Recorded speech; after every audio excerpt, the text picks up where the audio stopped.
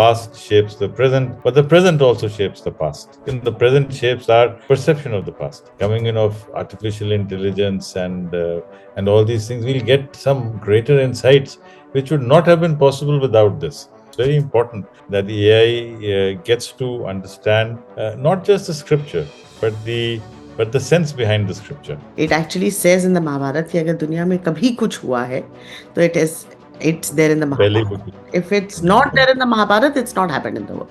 वो bloody मर्दानी, वो तो झांसी वाली रानी थी. That could have been written only after 47. It could only have been written by a male because the whole thing is bloody mardani.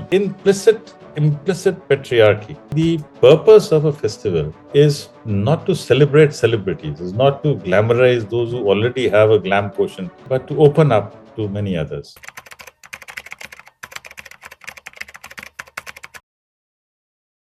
Namaskar and welcome to this live podcast on the MaxCity Valley of Words LitFest that we're actually hosting over the coming weekend in Bombay over 1st and 2nd of March, Saturday and Sunday.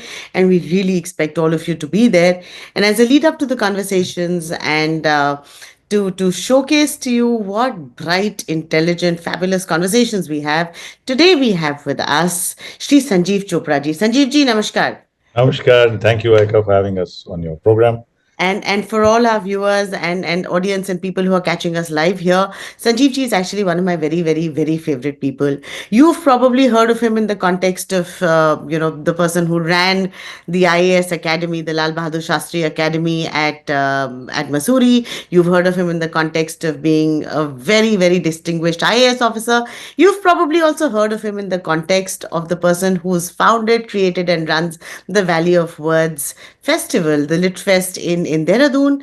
And if you're really lucky, and if you're involved, and if you read, then you know of all the massive number of books that Sanjeev ji has written and all the literature that he talks about, right? Don't embarrass me. I'm blushing. And of course, as you can see, he's a phenomenally humble person and honestly great fun to be with.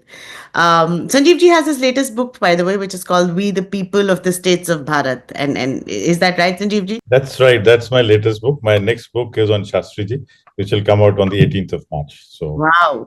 So I'm now, yes, it's really a wow moment for me because, I'm making this transition from being the author of a book to being the author of two books now. And so it'll be difficult to say, which book is more, but actually both books are connected. In many ways, both books are connected. So Shastri had a major role in reorganizing the states of the country as well. Yes, so which is I want to come back to this, but Sanjeev ji हमारे यहाँ पे कहा जाता है कि एक किताब तो सब में है, द क्वेश्चन ऑफ दूसरी तीसरी और चौथी किताब किस में है, एंड व्हेन आई टॉक किताब जो है वो महाभारत जो है उसमें हर किताब है. हमारी जो वाओ की the winner of wow in 2020, yes, Manrit Sodhi Someshwar, she has a lovely book called The Radiance of a Thousand Suns, and उसके preface में she writes that there is no story which has not already been told in the Mahabharata. I mean, it's not possible to have a story which has not yet been said which has not been said earlier in the Mahabharata. But apart from that, the fact is, see that yes, I mean, a lot of our history, a lot of our literature, a lot of it continues to coexist. It continues to work together. The past shapes the present, but the present also shapes the past. And the present shapes our perception of the past. And the more information that you come across, and I think with this coming in of artificial intelligence and all these things, we'll get some greater insights which would not have been possible without this. So I'm very excited. I mean, just today morning, now, as you're aware, I'm preparing a lecture on Yoga Karma Sukoshalam, which is also the theme of the IAS. And जब इस पे बारे में लिख रहा था, सोच रहा था, तो अभी तक जो जनरल परसेप्शन थी कि सबसे पहले दारा शिकोह ने ट्रांसलेट किया संस्कृत से पर्शियन में और उसके बाद में the whole process started. But somewhere along the line, I also knew that, Akbar had asked Abul Fazl to do something about it. So Abul Fazl and his brother, they did something about it. But as I went into deeper research, then I realized that actually it was Al-Biruni, when he had come to India along with Ghazni, and he was actually Ghazni's royal astronomer. yes. So for all what Ghazni had to, because he continued to have him because Ghazni was a staunch Muslim, of course, as we all know, or at least proclaimed to be one. But his belief in Greek astronomy was also very profound, and Al-Burani came with him as an astronomer who knows about the Greek astronomy. So he came here and understood that, well, we have in India a much higher tradition of understanding the planets and the stars and the moons and all these things. So in 1030 he incorporated the first passages of the Bhagavad Gita into his book Kitabul Hind, you know, वाह and हाँ it was published in 1030.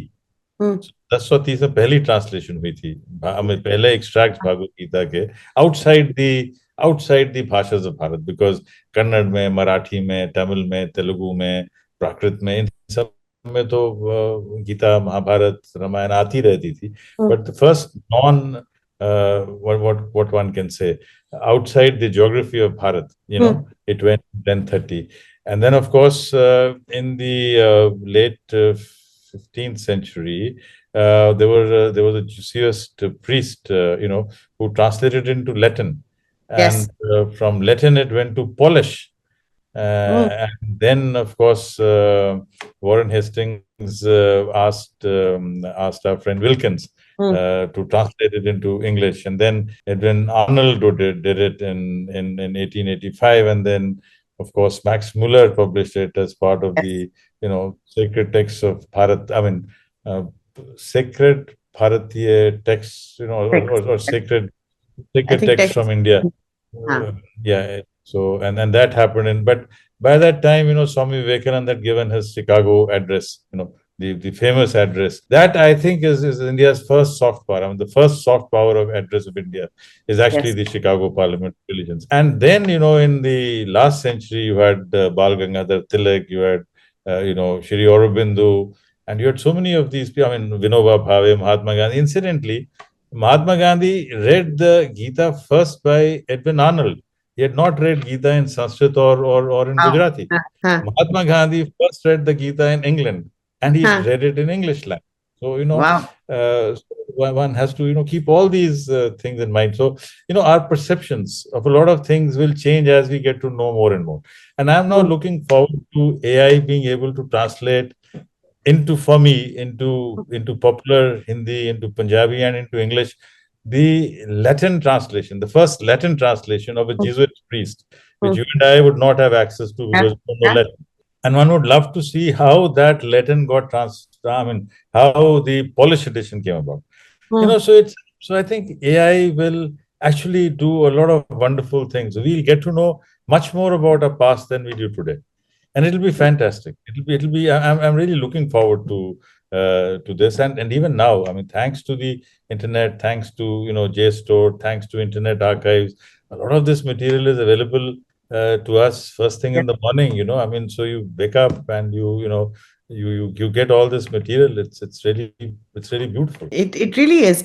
And in fact, even as you talk about this, Sanjeev ji, we're actually working with a group of AI builders, not only in the context of translation and availability of text, because interpretations both come available, Abhi, but actually to see if there are any inspirations that we can have from the entire, Bharatiya Sahitya, including the Veda, the Vedanta, the Upanishads, and the philosophical treatises, on seeing if there are any leaders or any suggestions that can make AI a better platform as well, so it can Definitely. In build the fact, intelligence of AI as no, absolutely. You see, because my son actually is trying to work on this ah, aspect on how to train AI to ah, absorb all this rather than absorb whatever is happening on the dark web or whatever. Because unless the AI is told that this is the dark web, unless the AI is told that there's an alternative option, ah, the AI will do whatever information is available to the AI. So it's very important that the AI gets to understand not just the scripture, but the sense behind the scripture. yeah, yeah. Because and that is a little challenge that we have. The challenge is, and I feel it, and I'm sure you felt it, and I'm sure many others who try to follow not just the Gita, perhaps even the Bible Mm, or the Guru Granth Sahib, that every time you read, Every Mm. time you read the Bhagavad Gita, you get a newer insight. And when you Yes. get newer insight, it sort of helps you reframe your questions. It Mm. helps you have a deeper and a more nuanced version of the whole Mm. thing. So I think that is over a period of time. I'm sure AI will also get into that, but yes, I'm excited about the future. I'm excited about how the present and how new techniques will help us understand our past even more than we Mm. understand it as of today. But certainly today, as we sit in 2025, we know more about our past than we did in 1925. Correct. Correct. Certainly leaps and bounds beyond what we knew it in 1825, and therefore, it's a continuous process. It's a journey, and it's a lovely journey. So let's walk on this journey together through literature festivals, through conversations, through and it's a wow moment. Okay. So as you talk about this, and since you spoke about the Mahabharata as well, there are two, three thoughts that I thought I'd articulate, and then sort of I'd want your opinions and your thoughts on that. So you spoke about the Mahabharata. The fact is कि महाभारत में actually listed है. It actually says in the Mahabharat कि अगर दुनिया में कभी कुछ हुआ है, तो it's there in the पहले Mahabharata. He If it's not there in the Mahabharata, it's not happened in the world. And there's a reason it's the longest, most convoluted epic of the world at all, right? Similar to that, and as the subcontinental land of Bharat, as the subcontinent, as the geographical piece of land, um, this is one of the most ancient, unbroken civilizations. So, of your five original civilizations, which is the Chinese, which is Indian, which is all your Middle Eastern civilizations, Mesopotamia, Assyria, Sumeria, Babylon, etc., there is the Egyptian and there is the Mesoamerican, the Aztec, Incan, Mayan. Of these five civilizations, honestly, the two that have continued unbroken have been the Chinese in splendid isolation and the Indian civilization, the Bharatiya civilization, in glorious amalgamation. Right. So, and you've spoken about this in the context of your book as well, where we've seen that this land, this geography, which just feels like, which is actually just space, actually holds a lot of blood memory and civilizational DNA that it carries with it. And we've seen that evolve. We've seen it influence, like you said, the Polish, whether it's Alberoni, Germans, Polish, and we've provided inspiration and thought to a large number of philosophers and thinkers. My question to you is, Sanjeev ji, okay, so while we are still discovering and uncovering space as we know it, we are discovering and uncovering land. You've spoken about how land gets marked, remarked, and demarked basis human engagements. All this happens. So space तो constant है, या land तो constant है, space constant hai, but it changes over time, right? The narratives that change over time. So I'd love to understand from you whole notion of time and how as we evolve. You've spoken about the past, the present, and the future. Excitement about the future, excitement about how our present influences the past influencing present, we understand, right? So I want to first understand your concept of time, and then how do these past, presents, and futures engage? Well, what a profound question. What a profound question. My concept of time. It's very simple, and yet it's the most complex question that can ever be asked, because we can view anything or everything. I mean, our current thought process is marked by time and space construct, which itself is an artificial construct, both by the Kantian terms and if we were to go by Shankar's philosophy. But having said that, I think Kal, as Kal has been defined in the Bhagavad Gita. Kal is in terms of a continuum, and yet it also expands and contracts. So it's not just linear. In Mm. the Newtonian concept, I mean, until Einstein took over, the Newtonian concept of time was that time will just keep moving in one direction. But Yes. now time can move, time can contract, time can expand. But let's take a practical view of time. In the practical view of time, we are now accepting the Gregorian calendar. So we are talking in terms of AD. We are talking up C, common era now. But the fact is, see that the notion that this will always continue, uh, this may be true, this may not be true, right? So we have to leave that. So when you leave that flexibility on mm, this is also possible and that is also possible, then mm, our worldview becomes very different. Then the worldview is not a fixed worldview. The worldview itself gets a plasticity in it, and that mm, is the way nature is. Because today our understanding of nature and understanding of space also is that space is currently expanding, but mm, space can also contract. I mean, the space, I mean, as long as the space is expanding, it's expanding, and if it doesn't expand, it'll become a black hole. So I think, mm, we will move into another direction. Let's talk about books and about other things, because this is an endless conversation. And I mm. think I'm not yet prepared to respond to this question. Maybe it'll take me about 6, 7 months' time. I'll get back to, we'll get back to this question. But Yeah. now my reading on the concept of space and time is more driven by Immanuel Kant Mm, than Shankar. And I need to read Shankar more in order mm, to be able to make this distinction between the Kantian concept of time and Shankar's concept of time. On a mm. practical level, both of them, talk about phenomenon and the Maya as distinct from the reality and the nomenon. But Yes. let's have this conversation, and I'm more prepared for it. You know. Yes. So, in fact, in the Bhagavad Gita, there's this beautiful space where Bhagavan Shri Krishna is talking to Arjun, and he's talking, explaining the idea of space. He's talking about the Ashtadha and how the material universe is the Ashtadha blended with the Triguna, etc., etc. And Samay Par, there's this wonderful piece where he actually says, he said, Dekho, Samay, you can measure it, like you said, it can expand or contract. He said, अगर तुम ब्रह्म काल समय पे रहो, ब्रह्मा के समय पे रहो, तब तो there are eons and millions of years. But the only space, the only time that's relevant for you, the only absolute time is now. Yeah, So, absolutely and now. so therefore, in this now, Sanjeev ji, I want to understand, how does our present or our understanding of the present influence our past? As I told you, you see that whoever holds political power, Mm, whoever holds political power has a narrative mm, to justify or to explain why he or she or why that group holds power. You yes. see, any group, nobody, as I wrote in my book, that no one will hold power by saying that he wants to hold power because he wants to hold power.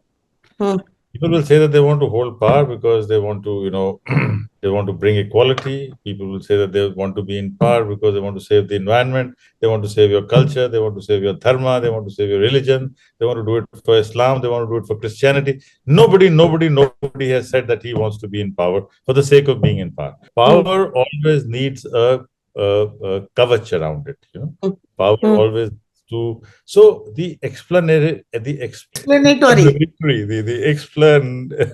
My daughter will kill me. The narrative that we build Mm, around explanation. I mean, the explanation narrative, because I can't pronounce that word right. Explanatory. All right. The narrative that any dispensation will build around itself mm. will determine how the past is being interpreted, and Okay. because they will then employ professional historians, professional storytellers, Mm, professional narrators, professional, people who will build up that story. mm, Right. Now, mm, take 1857, for example. mm. I mean, this entire Rani ki Jhansi, who bloody Mardani, wo to Jhansi wali Rani thi. That could have been Correct. written only after 47. It could only have been written by a male because the whole thing is Ladi Mardani. So implicit patriarchy. Implicit. Mm, Now, this is not, there's nothing wrong with that poem. There's not, but the point is that poem reflects a particular point of time. Today, if a yes. poem was to be written on Rani Lakshmi Bhai, Mm, no poet or will say Mardani. They'll use mm. a different technology. They'll Yes. use a different expression for her because this is so outdated. This is so not there. But if Mm, you actually look at Rani Jhansi's life, I mean, Rani Jhansi was also petitioning the Britishers. mm, There's a beautiful book on, the on James Lang. I mean, John Lang. Sorry, John Lang or James Lang. He was an Australian who lived in, I mean, who was buried in Missouri. He was mm, Rani Jhansi's lawyer. vis-a-vis the mm, East India Company. It was not that she was always rebelling. She mm, was also trying to negotiate. But we mm, built a story about her because that is the story about her. But the more we read about, in fact, the moment if we can get the records of, if somebody was to delve into the records of India Office and see the mm, case which Rani Jhansi had built up against the East India Company mm. and whatever the director said about that, and then position the counterfactual that if the judgment had been in her favor, her That's attitude perhaps would have been that of the Rajas of Punjab, mm, because it's also faced it that Patialas and Kapurthalas and all the Rajas of the Sis Satluj Punjab, they did help the British in 1857, right? But mm, the point is that history, when history is written, it's mm, always written with a particular narrative in mind. And mm, whoever controls the power today will mm, also control the narrative around it. And now the two ways of looking at the translations which were done from Akbar's time to Shah Jahan's time. We can mm. look at it in terms of the fact that yes, there was a Ganga Jamuni Tehzeeb which was being evolved, which was, and Lucknow is an epicenter of that Tehzeeb. The other way of looking at it is that right, Abul Fazl is in his own memoirs is mentioning about the tensions and the sort of animosity which exists between the Hindus and Muslims, and how through this translation there's an effort being made to overcome it. So you have a text of Abul Fazl. You Mm. can interpret that text in many ways. You can interpret the fact of Dara Shikoh wanting to do it in one way. You can also Yes, interpret the fact that Dara Shikoh ultimately could not succeed. So there are yes, many ways of looking at a text, right? So the present narrative also determines how we look at the past narrative, because actually all reality is so complex. All reality is so complex that we have to pick up certain parts of that reality and then build up. I mean, take for example now, there's this beautiful book Golden Road, which William Dalrymple. now the fact is that there's no such thing as the Silk Road and there's no such thing as the Yeah, Golden Road, correct, correct, right? correct. So the thesis which comes out is that there was never a Silk Road, there was never a Golden Road, but a whole narrative has been built on this. Mm, There's no such thing as the great game. I mean, now my research into because when I was looking at the borders of a country, mm, looking at the Duran line and all these Johnson lines and this line that we had, this line on the basis of which we keep fighting in with China, the McMahon line. The mm, fact is, that there was no such thing as the great game, but we spent such a lot of time and energy thinking about the great game. I mean, we've imagined it. Now, the mm, great game is partly true and partly imagined. Partly mm, true because, yes, there would have been some apprehension that, Russia would move in and, this would happen and that. But also, it was because the Governor Generals of India wanted mm, to have that problem or wanted to create that problem to get more power, to expand their own, empire, to expand their own regime, to expand their own influence. But mm, as a result of that, India was sacked. As a result of which, Indian soldiers went to war in Afghanistan. As a result of which, we lost I mean, a lot of soldiers lost their lives. So, how the imagination, whatever is happening.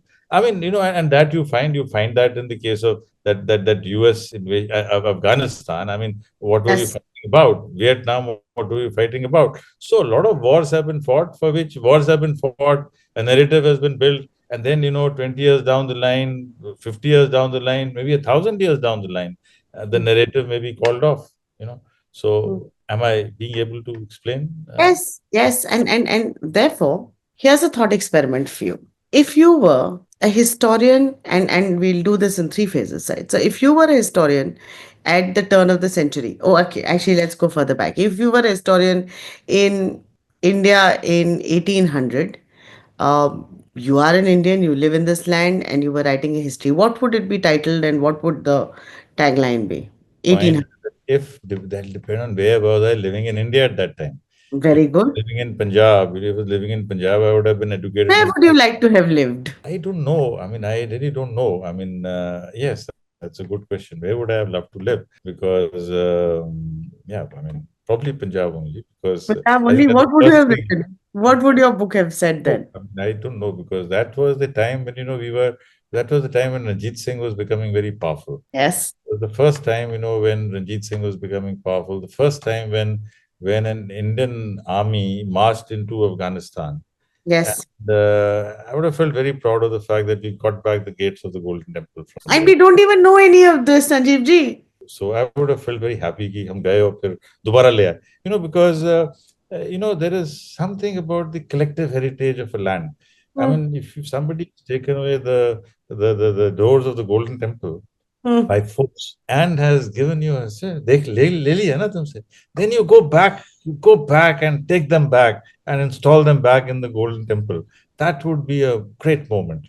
The fact that you got those and put them back into Somnath, that's a great moment. Now I because I don't know as much about what other parts of India were in 1800, so it'll be difficult for me to say. But we were on the ascendant in Punjab. In Delhi, we were about to lose. The Marathas were about to lose Delhi, so one would not like to. In Delhi then. I feel culturally closer to the Empire of Ranjit Singh, which At was the an. turn of the 19th century, in 1800, or you would have written a book which was about, say, reclaiming the The golden, beginning of the building 20th, that. 19th, the 20th century, I might have been in the ICS, so I might have written an Yes. entirely different interview, because So had tell me I been what in you the would have ICS, done. In 1900, yes, what would you? maybe because, again, it's very interesting with RC that being in the ICS Hmm. also wrote about the drain of wealth, Hmm. because I would then think, that I would have written on the lines of what R.C. Dutt wrote. I would have written on what SN was, what Srinath Banerjee wrote, because Hmm. those were the first English writings in India. Hmm. And Hmm. Srinath Banerjee's book, as you're aware, is called A Nation in the Making. Yes.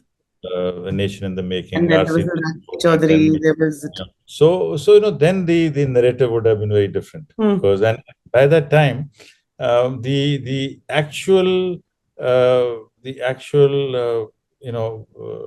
damage, or the actual loss that was being created by the empire had Hmm. not yet had not yet uh, Hit home. hit us. Hmm. So it Hmm. was, so we were a bit confused. We were a bit confused because, yes, there were a lot of things which apparently looked very good because of the British Empire.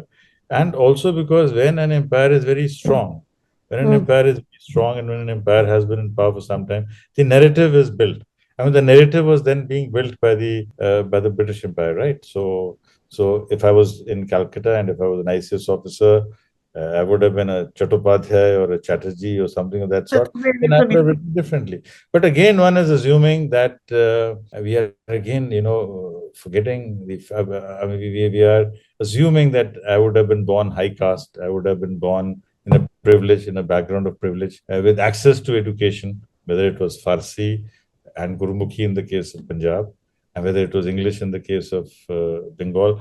So, all our narratives of history are also written the way we want to write them. I mean, if one had been born like Ambedkar was born in a family which was struggling, which did not have the same privilege and access that both of you and I have had, then perhaps something like something very similar to what Ambedkar wrote, annihilation of caste, or then those would have been the. See, we write. I mean, all historians write with what they have experienced in life. You cannot write history without not putting yourself in that history. You cannot write history without putting yourself. I mean, Abul Fazl was Abul Fazl, right?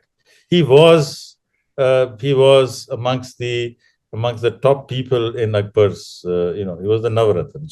So his perspective had to be that. I mean, Dara Shikoh's perspective had to be that, because Dara Shikoh had a lot of influences of Sufism and the Shia aspects of Islam in his life, much more than his other brothers. So, I mean, it's a very hypothetical question, but a very interesting question. I'm glad you asked this question. So Thoughts on this?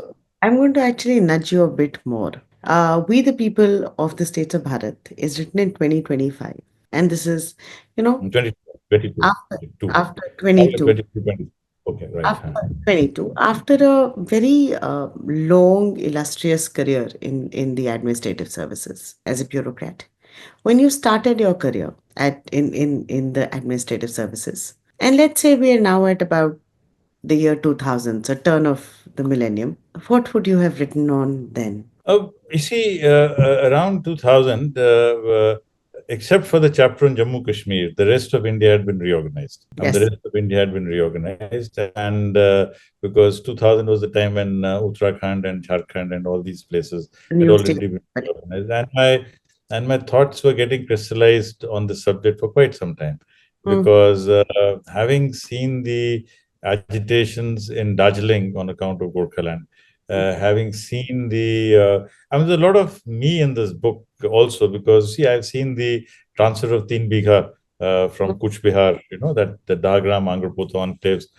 from this. So that, all that, because 1992 was the time when we were trying to hand over this little strip of land to Bangladesh, and there was a major agitation. There was a major yes, agitation in Bihar. People died. We had there's this very popular leader of Kuch Bihar, Kamal Guha, who yes, broke away from the left front and said that no, I will not let this happen. And I read about Kuch Bihar, and while I was one day I was sitting in the library of Kuch Bihar, and I came across this letter from B.C. Roy to Jawaharlal Nehru, in which B.C. Roy, Kuch Bihar, I was ADM in Kuch Bihar, and I'd also done my settlement training in Kuch Bihar in Alipurdwar area. So I'm aware of that area. So what happened was that, Kuch Bihar was a Bodo stroke Koch area. I mean, it was essentially a mm, Kochi Bodo area.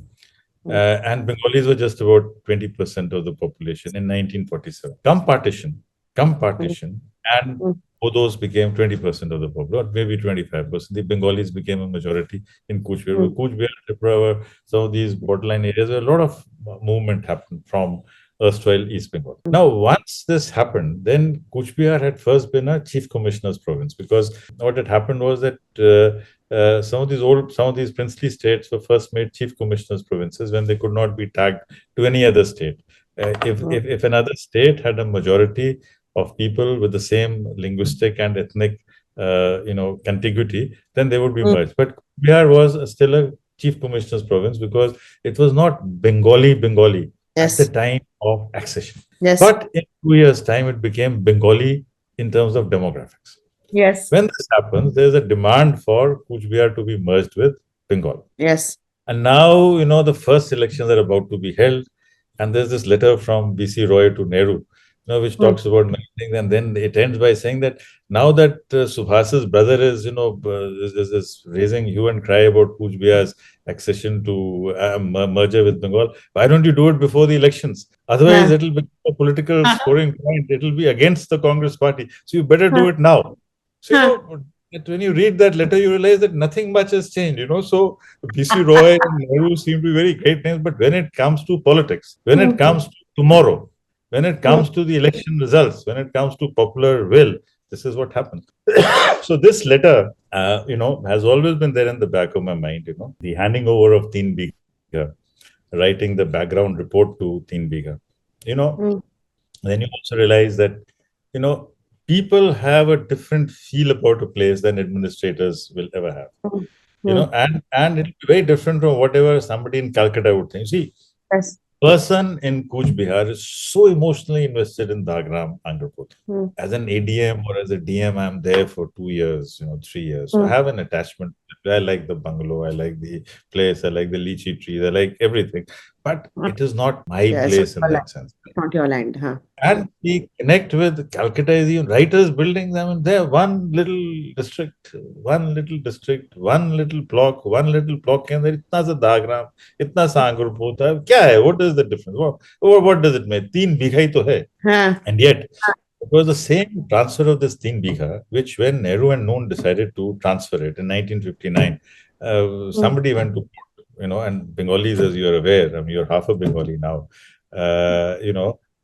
they all loved going to the High Court. So they went huh. to the High Court, and Supreme Court said, yes, this cannot be transferred. It is beyond the competence of Mr. Nehru to Mm, transfer 3 weeks of land, because India has been defined. The mm, Schedule 1 of India very clearly defines what is the territory of India, and no mm, executive in this country has the mm. authority to transfer it. Done. So you have Mm, to go to the parliament to do it. huh. Indira Gandhi and Mujib tried to do it, didn't work out. Finally, it's only in 2015 that under the land border agreement, we were Mm, able to settle this issue. But point is that if you want to settle an issue, you can settle. mm, Because the Article 1, Schedule 1 says that you cannot transfer land, mm, but it does not say that you cannot lease land. mm. India decided to lease land to Bangladesh at a royal rent of rupee 1 per year for the next 999 years, right? Mm, So all these mm, are wonderful, things that you dig in, when you are in a working and you are. I mean, this sort of an understanding about Kuch Bihar, this understanding about fragile borders, about, and look at it from the point of view of a city. I mean, today you say that a person is Indian. Tomorrow you say that no, he's not an Indian, he's a Bangladeshi by just the circumstance of this. So it's a large number of questions do come up. But by 2000, my thoughts about Indian states, about India, were beginning to crystallize. Let's put it like this. But I had not done such intensive empirical research into all the states of this country. My readings were, because I come from Punjab, I knew about Punjab, I worked in Bengal, I knew about Bengal, I knew about Darjeeling, I knew about the Gorkhaland issues. But this research is frankly a gift of COVID, I would say. The enforced seclusion for 2 years gave me a lot of chance. I mean, seclusion with access to a wonderful library, you know. mm, So both things happened together. So I mm. was secluded and I had a library, full library, which I could access at the LBS Academy. So that all contributed to the research on the subject. So what a fascinating conversation this is, Sanjeev ji. We as human beings and our relationship with our land, our relationship with space, our understanding of time, fascinating. And I'm just curious if it was some curiosity and fascination around this that led you to create the Valley of Words LitFest, or what was the inspiration there? Inspiration there. I mean, there was an inspiration, but my better half is far more practical, far more sensible, than I am. So what happened was, you see that I mean, I used to attend these literature festivals in Calcutta, and so I was one of these festivals. I was giving them a positive critique on how it can be done. So they said, "Why don't you do it this year in Calcutta?" So I said, "Okay, why not?" But then Rashmi told me that, "Are you going to settle in Calcutta? Are we going to settle there?" I said, "No, we're going to settle in Dehradun." So then that is thought that if we have to work hard at Mm, building a new way of doing literature festival, we better do it in Dehradun. And what mm, VoW brings is a new way of doing a literature festival. We're not the biggest, we're not the largest. mm, We don't have a fraction of the footfall which a lot of literature festivals otherwise get. But the strength of our festival is in celebrating new books, new authors, and mm, contemporary conversation. I think that is where we score above others. I mean, every book that we feature in our mm, festival is a book which has won the WOW Book Award. And mm, WOW Book Award I mean, the value of the award may be just 1 lakh, but we spend a lot of time in doing the selection. So you mm, get nominations, then of the 8 categories, then we go into those categories.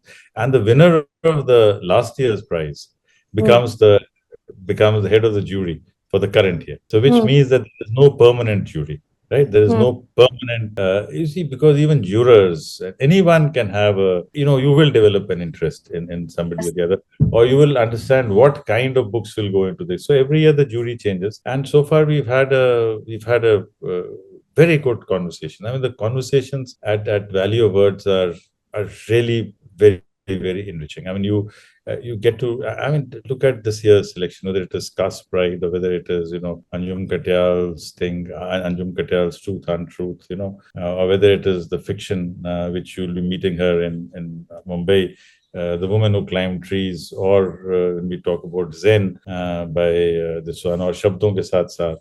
All of these books are classics. I mean, Ambar Pariyan, the translation from Punjabi. So, I mean, all these are remarkable books, remarkable tales, which otherwise may not have had the sort of exposure which we are able to provide.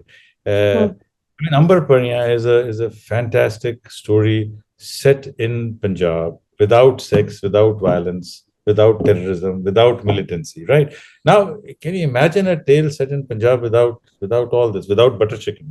So but it's a fantastic story. It's about the recollection. Amber is sky. Pariya, of course, is fairies. The fairies from the sky, and it's a beautiful, beautiful work. So I think by getting such authors, we got an author from Arunachal. She's described her tribe in Hindi. So Mm, far anthropologists have been doing. I mean, somebody outside of Arunachal goes and describes the tribe in English. Here is an Arunachali describing the tribe in Hindi. So I think this is what I mean. This person who got the Chow Cham, Chow Mm, Cham, which won the prize for best book in for kids. But this mm, is a story of a. I mean, it's a story of a young girl who wants to be a Chow dancer.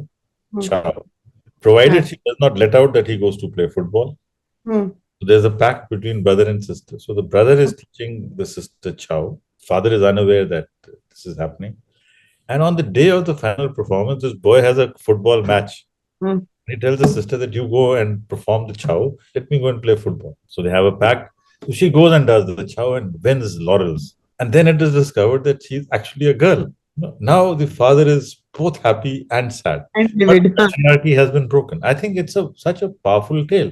Now, if this Right. is the kind of story that we're going to tell our kids, I mean, what is the impact? Now tell me, which other literature festival does it? Which other Mm, literature? Last year, our book for kids, the book which one was called Chupli's Honey Box. Now, this mm, was set in the Sundarbans, where mm, this little girl is very concerned when her father goes out to, collect bee from the mm, forest. Because she's mm, heard that, that Royal Bengal tiger comes and that there are deaths because of this, crocodiles are there, and it's not a very easy thing. So she remembers that in a school, her teacher has been telling them that bee boxes are now available mm, and bee boxes can be kept in the house and that the forest department helps set up these bee boxes. So she tells her father that why don't we go to the forest department? mm. Father is saying ये forest वाले कुछ करेंगे नहीं because there's a big antipathy to government. The people don't Yes. believe कि government में कुछ हो जाएगा. Yeah. But anyway, because the daughter insists and you have to listen to whatever your daughter says, whatever. Yes. So she browbeats her father into going to the forest office and the forest office says, लीजिए ये रखिए. And then the bee boxes come. It's called Chupli's honey box. It's a magic box, right? So now look at the what intervention a 7-year-old girl, an 8-year-old girl can do to the ecosystem of Sundarbans. Now these are Mm, stories which need to be told. Who will tell these stories? Who I will tell agree. these stories? Who No, will in tell fact, these stories? But you're not right. only do the stories, we enact these stories. We do all these things. We go out to schools, colleges, and so I think we serve a very special purpose, which is Mm, not glamour, which is not first class travel or business class travel. When all our authors travel economy, all our authors stay in the same venue that we have, and so it's doing well.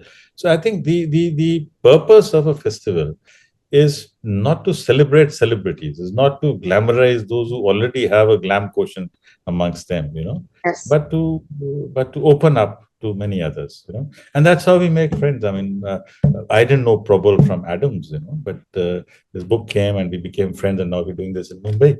Yes. So in fact, when Prabal and us were talking about the whole concept of the MaxCity LitFest, and that's also how we had this conversation with the Valley of Words LitFest, was exactly this. It's about celebrating. So for us at MaxCity and now the MaxCity Wow LitFest, our objective is to celebrate issues that engage us as a nation, talk about, the stories that need to be told. And in fact, we would love to actually sort of bring this collaboration together in resonance such that we can actually announce these stories and spread these stories across the world. So we are very, very excited to partner with the Valley of Words at Max City and bring the festival, the first edition of the Max City Wow Lit Fest to Mumbai 1st and 2nd of March. Sanjeev, did tell me your top three favorite panels or favorite speakers that you're looking forward to at the Max City Wow Lit Fest over this weekend. No, it's a very tricky question because you don't want me to. I don't want to answer this question because you can't ask the curator this question. I'm a co-curator. I could repeat this question to you and say that which are the three best from your So point then of view. between the two of But us, we don't should answer. actually cover Don't all the answer. panels. Don't answer. Don't answer. See, because point is that every author, every book, every conversation brings something unique about it. I must tell you another thing. This see, competition is inevitable. You have to choose. In fact, even in VoW, we have to choose the first amongst the five, and it's a very dicey thing. I mean, I don't know how to but the fact is that Red Samadhi Mm, shortlisted, but that year VoW didn't give Red Samadhi the first prize, which later on mm, won the Booker. So these are all very subjective things. But we did the International Mother Language Day There were Mm. 9 languages in which students came and told us stories from their nani or dadi. Condition कि आप अपनी नानी या दादी की कहानी सुनाइए. अब इसमें क्या फर्स्ट प्राइज देंगे आप? नहीं, हाउ इसमें फर्स्ट प्राइज कंपेयर? नहीं हाउ नहीं। Can you give a first prize? एक कहानी मिजोरम से आ रही है, एक कहानी पंजाब से आ रही है, एक कहानी राजस्थान, क्या है इसमें? I mean how can you even think of? So I think all our panels are great panels. That is why you see, unlike, and that is one big difference that we have. We are not a star-studded festival. No, we're not. We are not No. a star. We do not want to be a star. We don't want a con man. We don't want a god man. We don't want a film star. And on this, we've had discussions. I mean, when I've Yes, said of that, course. so we want to position ourselves as a festival where ideas are important, Hmm. and more ideas are important. What are Yeah. you going to talk about at the festival? That I I can.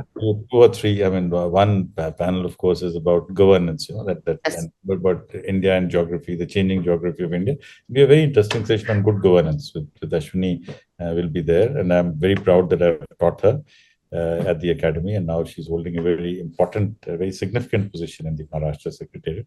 And Hindol will be there, and Hindol is also a wow awardee because he got that prize for this book. The Yes. Man Who Saved India. So we're looking forward to these sessions. Fabulous.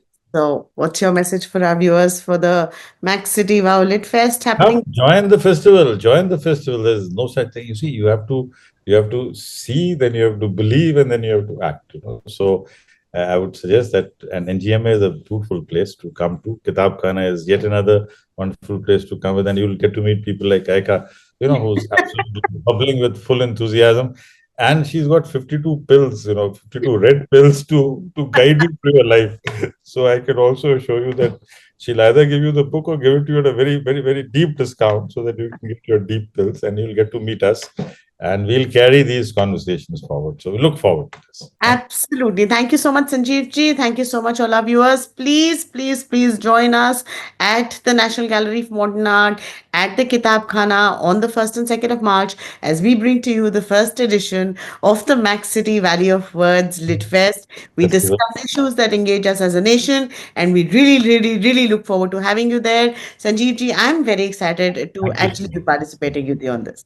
Okay. Thank you. Bye. Thank you.